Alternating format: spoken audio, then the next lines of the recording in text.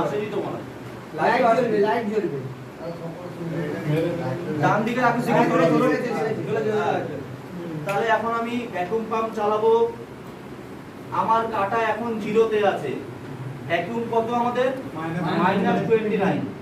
আমি এখন ভ্যাকুয়ামের লাইন দিলাম, ভ্যাকুয়াম পাম্প অন করলাম। কাটা আমার এখন কম্পাউন্ড গেজের থেকে 0 থেকে মাইনাসের দিকে যাচ্ছে, যাচ্ছে তো যাচ্ছে। গিয়ে দেখলাম -30 এর একটু আগে দাঁড়িয়েছে, মানে -29। দেখুন এখানে দাঁড়িয়েছে এবং ক্রমশ এর আওয়াজও কমে আসছে, মানে তা কিন্তু এর বেরিয়ে গেছে। তো কিন্তু তাহলে এখন আমি কেন ভ্যাকুয়াম পাম্প চালাচ্ছি? হাওয়ার সাথে আমাদের ময়েশ্চার থাকে। তো এই মুহূর্তে কাটা -29 চলে গেছে, মানে এর ভেতরে থাকা কিন্তু হাওয়া বেরিয়ে গেছে, তাই আওয়াজ কমে আসছে না। কিন্তু তবুও কেন চালাচ্ছি? ভেতরে ময়েশ্চারটাকে বার করার জন্য।